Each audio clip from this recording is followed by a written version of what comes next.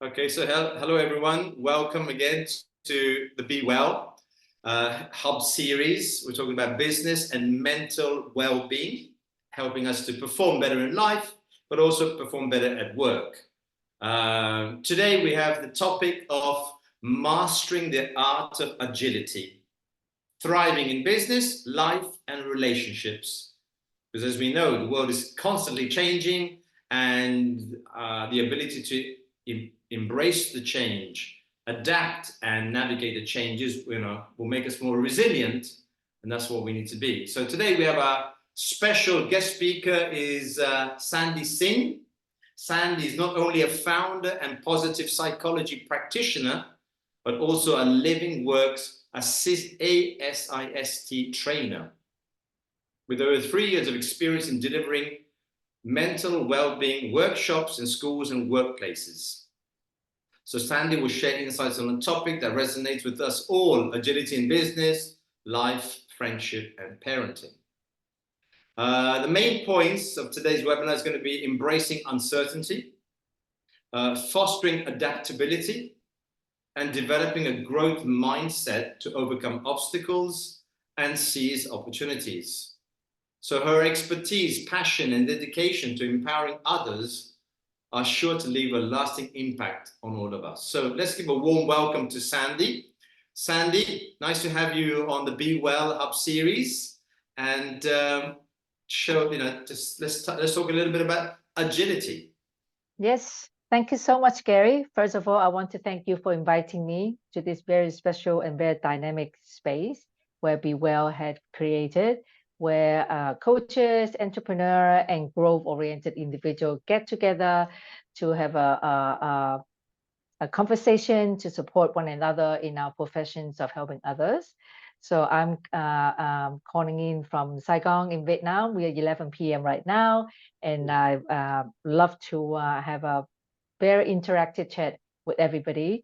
I love to, this is not a presentation, it's a webinar where I like to have all your input as well, interaction. I like to stop and ask questions, and feel free to ask questions as well. Okay? So we start. Okay. Yeah, let's go. Gary, I know you are parents too. Okay. Yes, and I know, yeah, I know many of us are parents, or you have friends with are parents. So I like to start off the webinar by taking all of you down to a memory lane, which some people say, oh, don't take me back to that 2 years of pandemic. But I promise you there's something are we very going lovely. back to the pandemic? Yes. That the last 3 years ago. Do you remember? Okay, picture that scenes in your living room where everything changed overnight. School shut down, and suddenly we're all working from home, which we don't even, now that we have this abbreviation, is what, WFH, right? It stands for work from home. And that's what they type now, is WHF, okay? WFH. Anyway, and guess what? Suddenly we all work from home.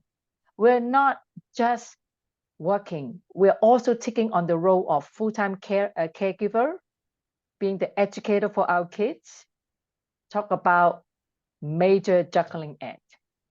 I'm sure we can never forget those 2 years, how parents had to struggle between work, meetings, cooking lunch for our kids, managing their online schooling, while we make sure that we get onto our meeting, which we all were very new to Zoom. What is Zoom? How to get a Zoom meeting on, right? So but you know what? With all these things that it came so new to us, nobody really know, okay, what is online studying? What is all this online meeting? But in the midst of all this chaos, we discover actually that agility is our secret weapon. We become the master at what? Adapting to the new work environment, working from home. Our living room transform into makeover office, and we become pros and managing our time. We have to find clever ways to balance our professional commitment with the needs of our children. Multitasking become our middle name as we seamlessly switch between work tasks and helping our kids with their online classes. I know that because I had a teenager at the time who was only 13. So when I look over his screen, his teachers on the screen, I felt like I'm literally in the teacher's living room because I can see his couch, his furniture, and everything. So it's all these things is just so new to all of us. But little do we know, we all survive through it. If it is not agility, is what? Right? We juggle with so many new things and we adapt, we are resilient. As a result of COVID, we're not just managing our time, it's about how to adapt and be resilient in the face of constant change. On that note, Gary, share one of the antidote of your time when your kids, I know you have grown kids, but you also have a younger one, right? I have three, the youngest one's 15. Yeah. So at the time, what happened? Actually, it was a great time to be, with the family. So it was actually, we were spending so much time together that we hadn't done before, because before we were all running work and school and school, but having that time together. So the first 2 weeks was really good. Okay. And then trying to understand, but it was uncertain. We didn't know how long this was going to last. Right, right. The uncertainty of how long is this going to last? Exactly. And so that was, as you say, the uncertainty is always the fear factor, because tell me 1 week, 2 weeks, 1 year, 5 years, and I'll do it. But we didn't know. So that was the uncertainty of how long this was going to take. Exactly. From a business point of view, because at the time I remember we were working mainly face to face, because I have a language school, and so most of the work in companies face to face. Yeah. Suddenly, from one day to the other, we had to bring all of this online. So that was a shock, because the teachers were not prepared, neither were the students, and it was all done in remote. So the teachers were at home, I was at home, the office staff were at home, and we thought, how are we going to do this? Yeah, yeah. That was scary, because we always had meetings, physical meetings together, and we found the solution. But this time we had to coordinate from distance, and then give instructions to the teachers to work with the students. Right. So it was really, wow, it was strange. It felt like I didn't have any control. Right, right. But from what I hear you to say, because it's supposed to be in-person teaching language school, and all of a sudden, overnight, everything had to turn around to do something completely new, right? So you actually realize, do you not realize what you just said, Gary, is being agile means you're constantly adjusting your strategy of how to make your business up and continue running, right? Is you have to adapt, you have to learn new way of technology, how to communicate online. And we learn that we can actually reach out for a lot of support from our partners, from our family, from our friends, understanding that we are all in this difficult time, right? So we're all embracing the uncertainty. And that is why agility comes in, right? That we know that when we come to the difficult, challenging time, we need to be resilient, we need to be adaptable. And as a result of COVID, there's a lot of things that continue, that we need to be agile, right? It's not just about that 2 years. Look at how the world has changed now as a result of the COVID too. How much we had to adapt with the rapid changing world. What is one thing that had changed so fast and so much in recent years? Well, global connection, I would say. You are phoning from Saigon. Yeah, thank you. Mariam, I think, is in India, and I'm in Right. And so if we have a global connection is due to, was Skype, then we went from Skype and then it went to Zoom, and here we are.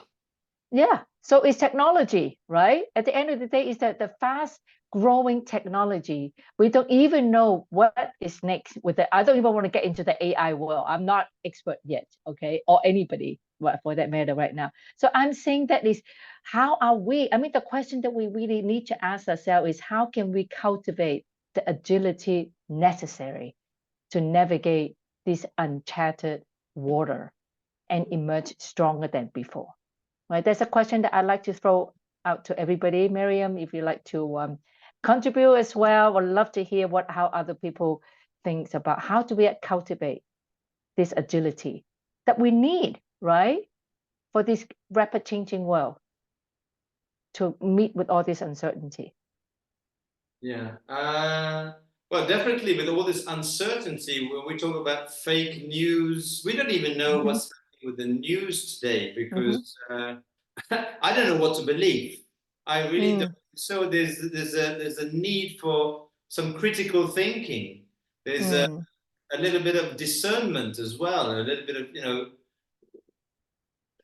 going a little bit deeper into things and not just taking things for face value. Yeah. But this is all as a result of the technology advancements, right? You read news like instantly, constantly with our phone, with us swiping and all that. And I think, yes, excellent, resilient. That's what I was going to say to Miriam. Thank you. Is how are we going to, instead of going against the current, like you were saying, Gary, earlier about the analogy of the stream of the water, how can we go with the flow? I think in terms of technology is how do we embrace technology rather than going against it? And how do we cultivate our agility by embracing and mastering technology that can facilitate remote work and to use it as a mode of good communication for us, right? In that sense, what I'm saying is that is instead of say, nope, I'm not going to go with the flow. I'm not going to learn. I'm not going to do what everybody does. But the fact is, the whole world is doing this. So the point, I guess, I'm trying to make is how to cultivate the agility that is necessary for all of us to live a daily life where we don't feel that we are uncertain or we're being left behind. I remember earlier you said, Gary, you were saying that your wife was struggling to think that we're left behind. You know, I feel like that I'm no more in touch with the world, right? When you are doing something else that was different from what you used to do. And I think my way, I don't mean that's the only way.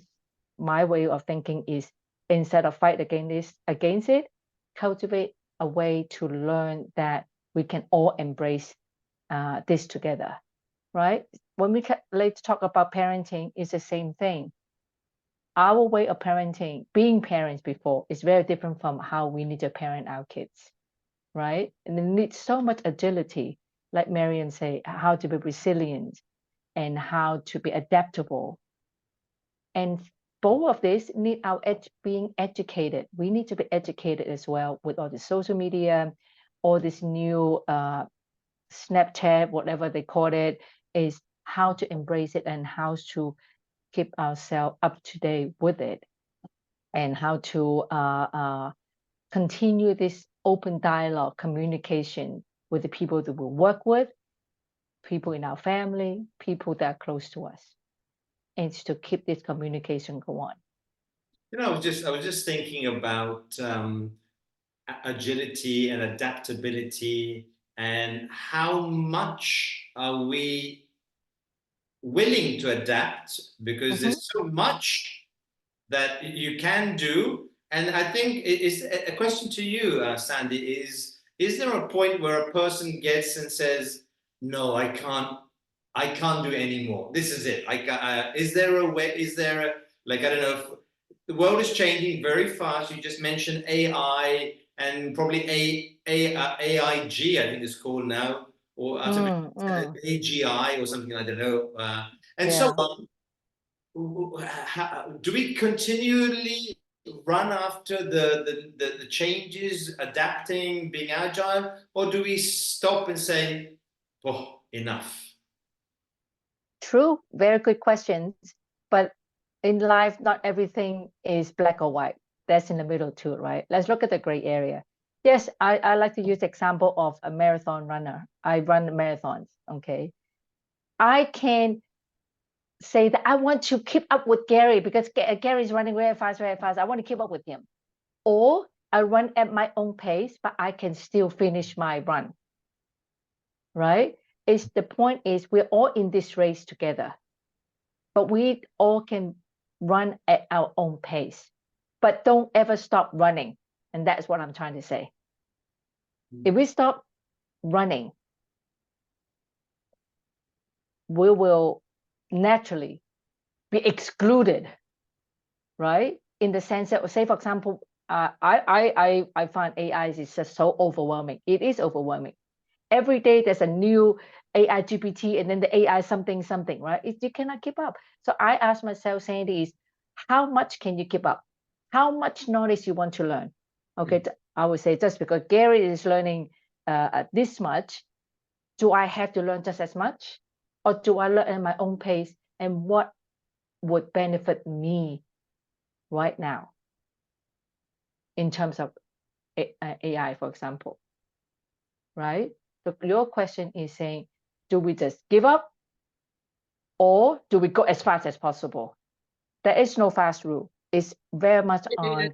When I said give up, I meant like, because you probably, we're coaches. You're a coach, I'm a coach, Mariam's a coach too. And so we, there's so much input. You jump on a webinar, you go with an event, you pick up a book, and it's just continually feeding your mind more and more and more. As you said, with like artificial intelligence, if you go to our AI, there's so much there, you could get completely lost. Yep, So the question is, what happens then? What happens when you have too much information, too much? What happens? Yeah, exactly. It's overflow. It's just like when you pour water into your glass, it's overflow, right? So I think we need to look into our own context. What is that we need to learn more, and what is enough for the right now, right? Like you said, there's so much information. We don't need to take in all, right? Agility doesn't mean whatever comes our way, we have to be on the same page as everybody else. We can never run against another person. We can only do what we can do to our best. And I think agility as a whole means whatever you need to learn a new thing is how much adaptability you can do and be resilient to whatever you have decided to pick up on, right? You can do. There are many people sometimes ask me, Sandy, why don't you start a YouTube channel? Why don't you start a podcast? Why don't you go on webinar? Of course, I want to do all this, but I know it's not realistic that I can do all. So I'm going to assess as a coach what worked best for me. How can I reach to my clients that I can serve the best need of them, right? If I think that creating a podcast is something that I can manage, that I want to do, then I start learning from YouTube all about how to create a podcast, right? Yeah, but it's Sandy. If you agree, I don't know if you agree with me. It's like that what's it called? The shiny coin, or the shiny. That you're attracted to all of this because there's lots out there. And it's all wonderful and it's all helping you to grow and it's helping you to understand and stay better in the world. But how much is enough?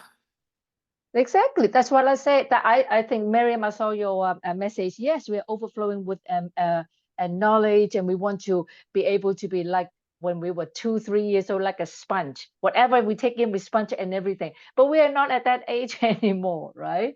But the point is, to me, personally, I think is in the context of our own professional circle, our personal life, and what can we, what is benefit to us. And that's where we go tap into that wealth of knowledge to learn. I have to choose earlier. The example is, should I start with a podcast or YouTube, right? Then I will start assessing what would my coaching clients would be most relatable to me. Okay, that I can do my best for them. If it's the podcast, then I would choose podcast, and I would go deep into learning how to create a podcast. And that's how I try to put a gate up on all those knowledges out there. Because their friend, oh, Sandy, you should check out this. Oh, Sandy, you should check out this. It's just a million and one thing. And we only got 24 hours. Okay. And there's so much that we have to do as well. And same thing, I think, with parenting, with being a coach, being a leadership coach, or being a parenting coach, is our audience. What worked best for them? And what are some of the new knowledge that we want to bring to them to improve our working relationship, right? Does it make sense? Yeah, yeah, yeah. Because it is, and when we see our teenagers, our grown students now, they're every day they're also bombarded with a lot of knowledge, a lot of new things, right? Sometimes they don't even know, okay, what are they doing, okay? And it is important that to learn how to be agile doesn't mean that whatever throw at your face, you take it on and then you adapt to it, right? We also need to learn when to say no, when to say this is too much for me, that is not relevant to me. And you focus. Sandy, share an experience. I know we had a conversation, you and I, on the telephone when I was in London. You'd gone back to Saigon, right? And you had been in the UK for, I don't know, a couple of months or 3 months or something. And so talking about agility, talk to me about your experience and being agile in a foreign country with the weather, the food, and your experience. And in the end, you went back to Saigon. So absolutely. in all of this, how agile were you? Not agile enough? Or tell us a little bit about that. Yeah, exactly. Thank you. That was a very, very good question. In fact, that will be a very good example as well. Yes, I was living in Saigon for three years with my teenage son. And this September, we decided to uproot and move to London because he wanted to go to boarding school. So we went, and so after checking him into boarding school, I spent at first I was thinking I'm going to stay there for 5 years because that's what I got my BNO visa application approved. So I'm eligible to live and work in UK for the next 5 years. So I was all prepared and live with my sister for a while and try to look for a job, trying to get to know the community. And get to a point that I couldn't take the weather. It was just too much for me because I've been in Asia for so long, okay? Being green by 3 o'clock in the afternoon and raining all the time.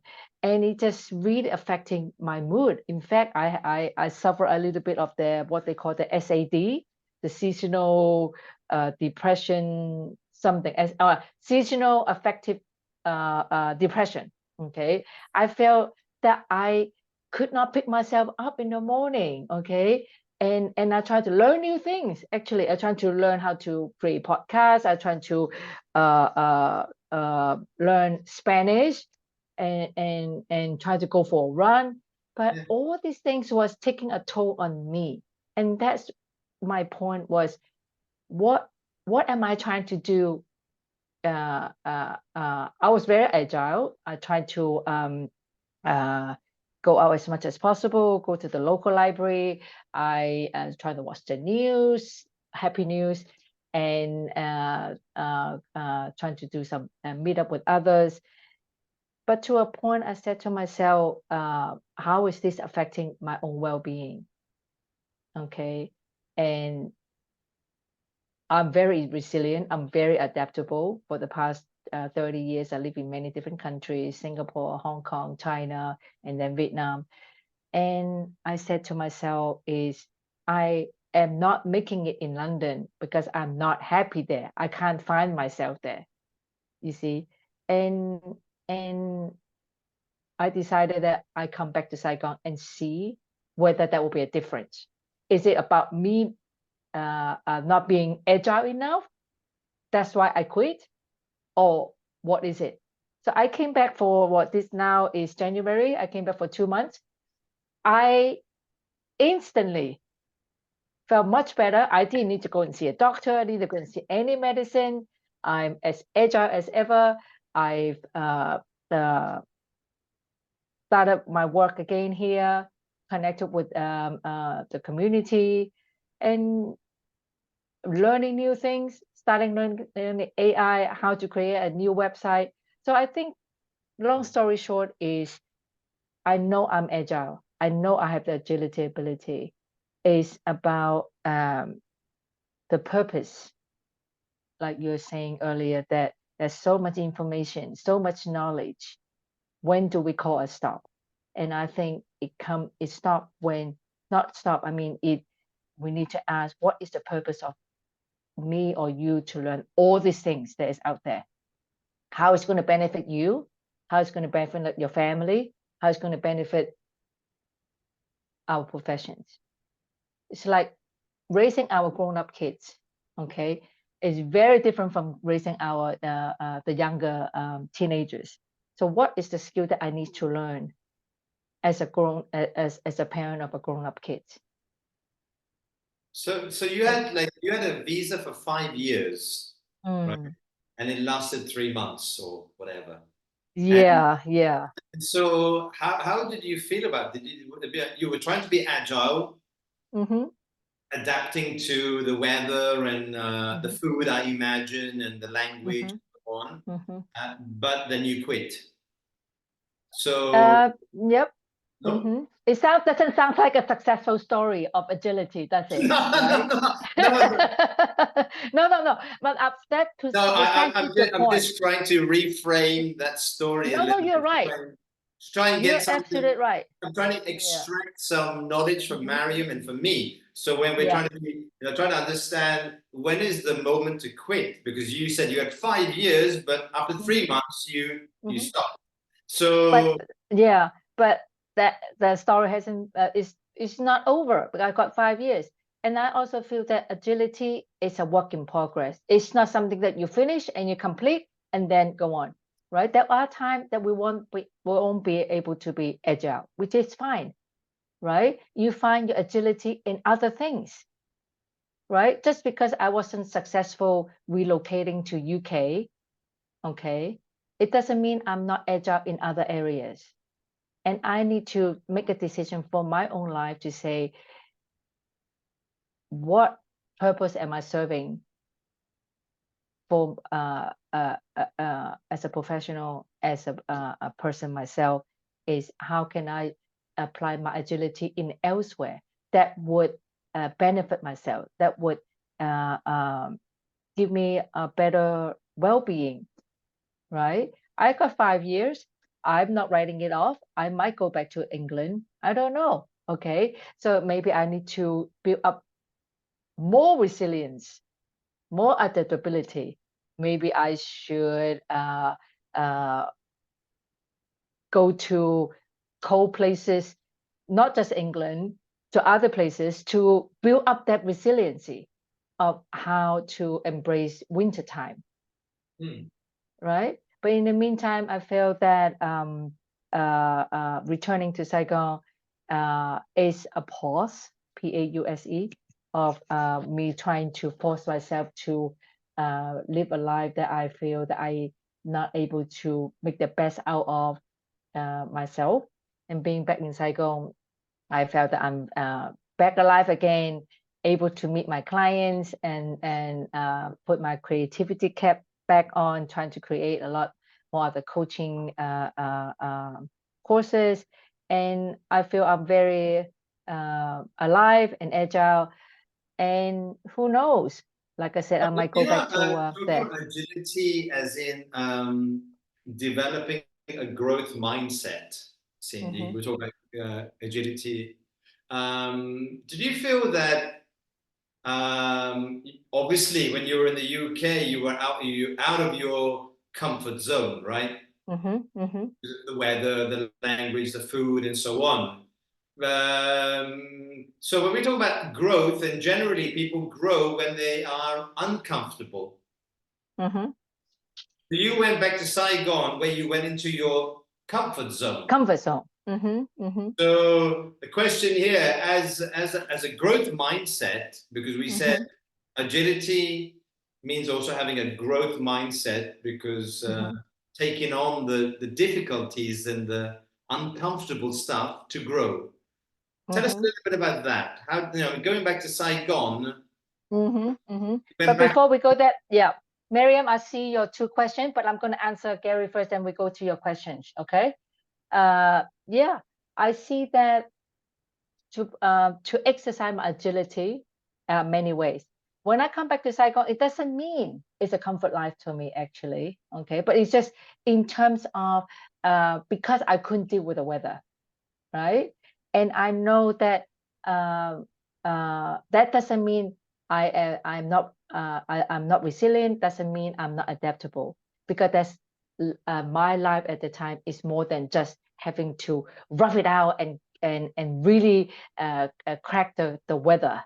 I don't have to. I have choices, right? So just like your example was saying, there's so much knowledge, which one to pick or when do we stop. We can have choices, right?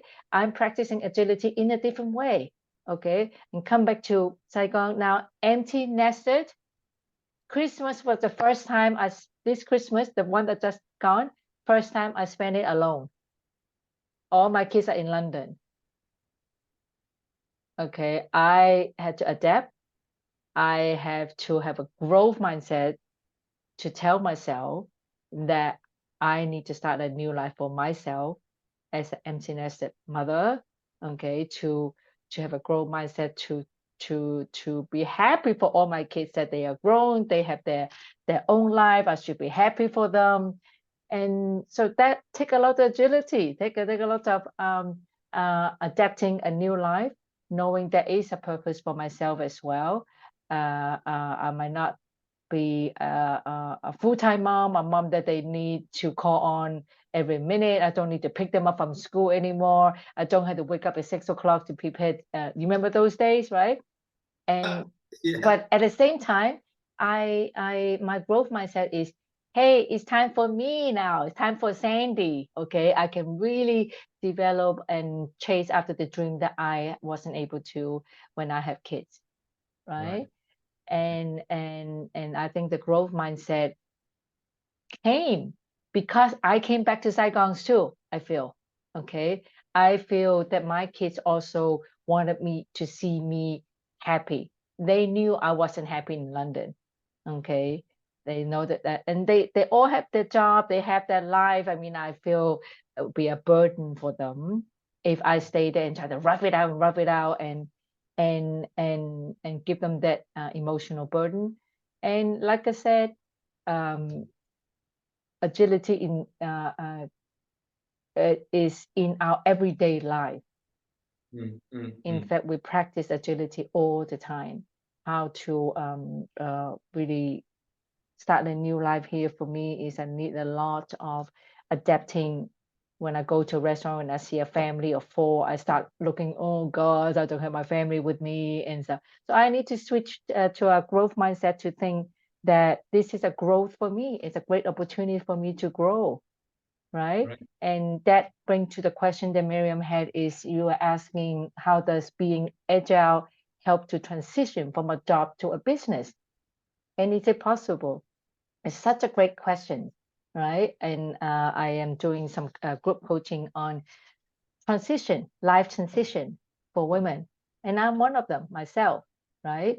And how do you go from being employed and then being a business person? Is that what you're trying to say, Miriam? Right? And yeah, course they can. Of course they can. And again, it's like being in a job, you get paid, you don't have to worry after office hour. That is our comfort zone for a long time.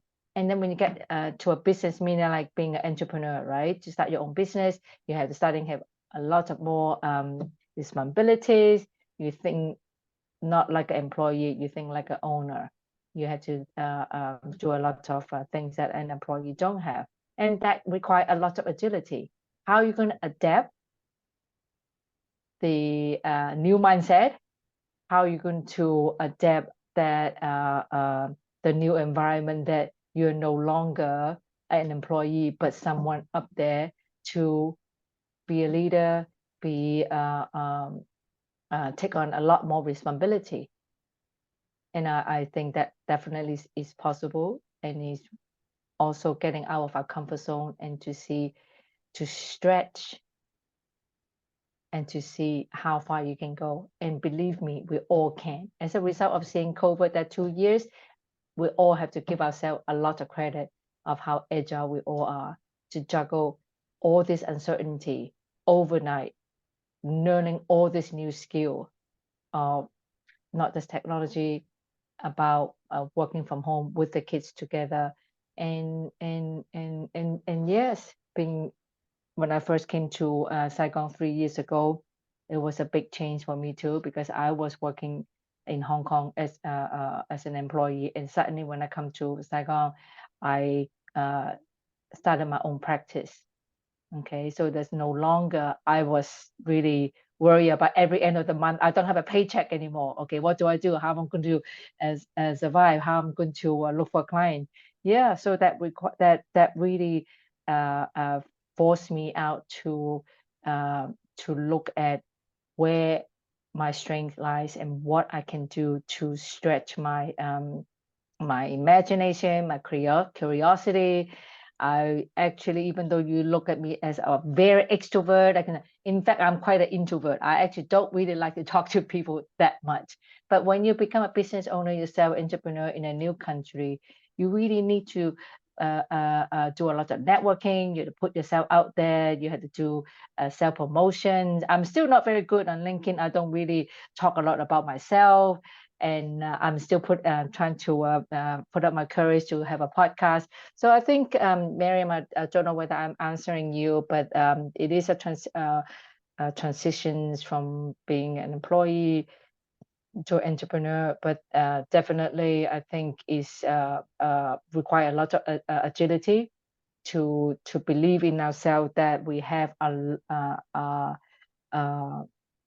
the know-how and the ability to embrace the new changes. As long as we know our purpose, we know that that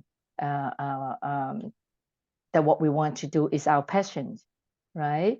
And that we want to grow. We want to, for me, myself, jump from a job to become an entrepreneur is I want to see how far I can stretch myself, how much agility, okay, I can stretch. Does it make sense, Miriam? Let me ask you a question, Cindy. Talking about embracing uncertainty, because I have some questions there. So how can embracing uncertainty lead to personal growth and development? And what are some strategies to becoming more comfortable? How can we become more comfortable without uncertainty, without the anxiety and the fear and the struggle and the pushing? How can we embrace uncertainty and feel comfortable? Well, first of all, we can never get rid of what comes along with the uncertainty, right? The anxiety, the not knowing. We are all creatures of want to control one way or the other. So it's not just women who like to control, men also do as well. So this a fear of losing control, right? Because we are not certain about things in our life that give us anxiety, give us worrying about what's next. I need to know. But look at COVID. Like you said earlier, Gary, we thought that just tell me, is it going to be 1 year? Is it going to be 2 weeks? live with it. But the uncertainty, honestly, during COVID, we thought was only 3 months, right? Some people also thought there was only 1 month, but look how long it dragged into like 2 years, some country 3 years, right? And during that whole uncertainty, yes, research shown us that there's a lot of people fall into depressions, a lot of mental health issues, divorces, and yes, that all comes with it, and it's not pleasant. Okay, no one likes uncertainty. How can we become comfortable with this uncertainty, Cindy? Give us one thing that maybe absolutely. Yeah. And I think it's focus on today, focus on our presence, right? The past is already past. I know it sounds like a cliche, but it is true. The past we cannot change. The future hasn't come. It doesn't matter how much time that we don't sleep at night and wake up and worry about tomorrow. We all know it doesn't do any good. By focusing on what is at present right now, it can really anchor us about, yes, uncertainty is always going to be here. But right now, today, right now, as we speak now, okay, that is a certainty.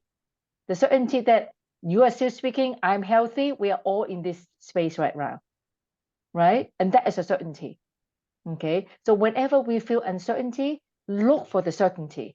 Does it make sense? I want to repeat. Whenever we feel or we're anticipating the uncertainty, have that mindset is, what are you certain right now? Gary, what are you certain right now? Right at this moment. What am I certain? The light is on in my room. Right. How about Miriam? What are you certain of? Because I can't even say, Cindy, you are in Saigon, because I'm not certain about this. Yeah. But that's okay. Right now is you need to be certain of what you are certain about. That because that gives you comfort. It's almost like our comfort food. Okay. What I am certain of is I am in a space with like-minded people injecting positivity to each other. That is what I'm certain about. But I'm not. I'm uncertain. I don't know what is going to happen tomorrow. It might be an earthquake. My kids might call me that he broke a leg, right? But that is tomorrow. Okay. What we call that is to calm that monkey mind in our head, is to find something that we are certain about. So how can uncertainty be positive? How can uncertainty? I'm trying to think. Can uncertainty help us be more creative? Can help us become more innovative? How? Absolutely. You tell me. Okay, so Gary, you are uncertain as to what is going to happen the following week, but you want to make it a little bit more or less uncertain. Say, for example, your uncertainty about next week is 90% uncertain. And how can we lower that uncertainty? Is you being creative, being curious about how you can lower that percentage. What can you do to make that uncertainty less uncertainty, less uncertain? Tell me something that you feel uncertain about tomorrow, for example. Tomorrow, well, the weather. Right? I don't know. You don't know. I'm not certain if it's going to rain or not. I don't know. Right. So what is something that can help you to lower a little bit of that uncertainty about the weather tomorrow? Well, actually, this is what's going to happen, because tomorrow is the day. It's my day off. Once a week on a Wednesday, I take a day for myself. It's self-care. Okay. And usually the Wednesday, I usually go walking in the mountains with my dog, because we have mountains close by. I go walking with him. Lovely. But tomorrow, people are telling me, I don't know, it's going to rain, it's going to snow tomorrow. So it's probably not a good idea to go in the mountains. Okay. And so, but we're uncertain, we don't know. So my day tomorrow, my Wednesday, my self-care day, I don't know what I can do, because it might rain, it might snow, so I can't go in the mountains. So I'm thinking, but what else can I do tomorrow if I don't go in the mountains? And If so, you don't, yeah, so you're right, what you're saying. It's making me be a little bit more creative by giving me more options on what I could do tomorrow in the uncertainty of the weather. let's play along with you. Say, for example, your friend said tomorrow is going to be raining and stuff. It's not going to make it pleasant for you to walk with your dog, for example. Okay, let's play along with that. What would you think of an alternative if you cannot walk with your dog if it is raining? What do you think that you can predict that you can do? I could stay at home and work on my book. I'm writing a second book. I could work on that. Okay, that is your well-being day too, right? That would that give you some certainty? Would you give you less uncertainty But about it would give tomorrow? me Because you have an alternative. it would give me an option to make that day productive, like make self-care. So Is that writing your book, being reading your book at home? Would that be part of your self-care plan tomorrow if the weather doesn't go accordingly? neat. It's like in between because it's not really self-care. It's goals, but it's not self-care. Self-care. Okay, but still, but can you tell me that that alternative that you think of lower a little bit of your uncertainty about tomorrow? Yeah. Sometimes that's all you need for now, right? Miriam, thank you. I think your answer is perfect. So she's trying to suggest that you carry the required accessory to protect you from the weather. Say, for example, that your self-care is definitely to go and walk with your dog to the mountain, right? But it's uncertain because you don't know the weather. But how can you make it less uncertain? Meaning certain is Miriam suggested you prepare yourself better. Put on a raincoat for your dog, put on a raincoat for yourself, bring your umbrella. Would those kind of things lower your uncertainty?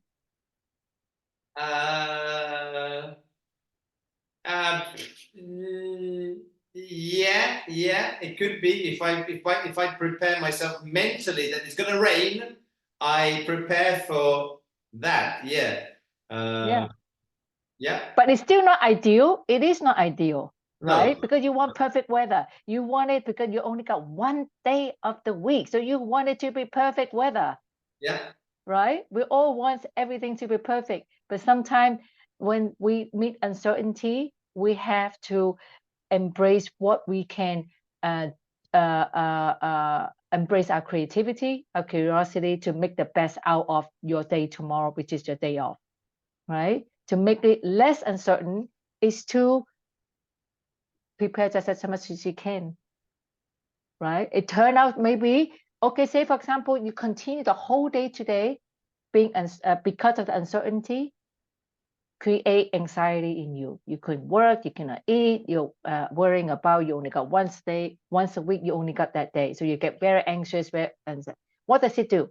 What if tomorrow turn out is a brilliant day? And all your uncertainty, all your worry today go down the drain and you wasted a day.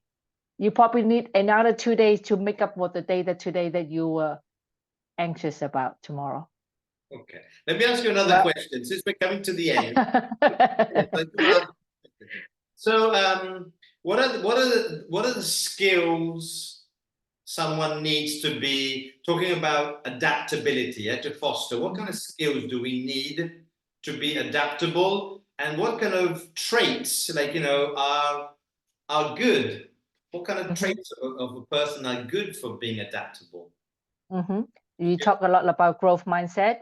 First thing is promote growth, continue to have a growth mindset, adapt changing in circumstances.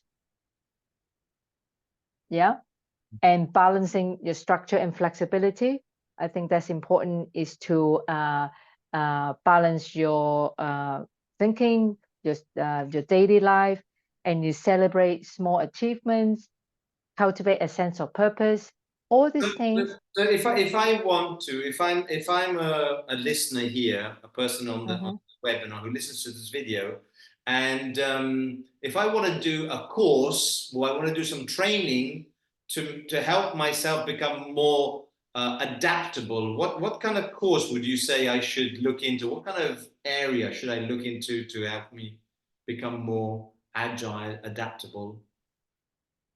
To be more adaptable, we really need to have this growth mindset that it is okay to get ourselves out of our comfort zone. Like So I could do a growth mindset online course. Yeah. find something that you're not comfortable with, and then you would go to the extent to do that, to try that. Give me an example, Cindy, because for the people Okay. who so Yeah, good one. I would say me wanting to learn a language. Okay, to this age, I find it very embarrassing when I say something wrong. Okay, because so I have not had the courage to want to learn a new language because I couldn't overcome my own ego or pride, right? And for me to be more adaptable is to say, hey, I'm going to break free of that worry that I cannot master a language by to start a language in a very gentle way, maybe doing the Duolingo or coming to your center to yeah. learn Italian or English, right? And Does it so, make sense? and So you so, be so someone could throw themselves out of their comfort zone, learning a language in your case, to create the muscle they need to be more adaptable. Is that what you're saying? Yeah, can, or maybe even just how about talking about a social environment, right? Go out your way to go to meet some new people, Mm-hmm.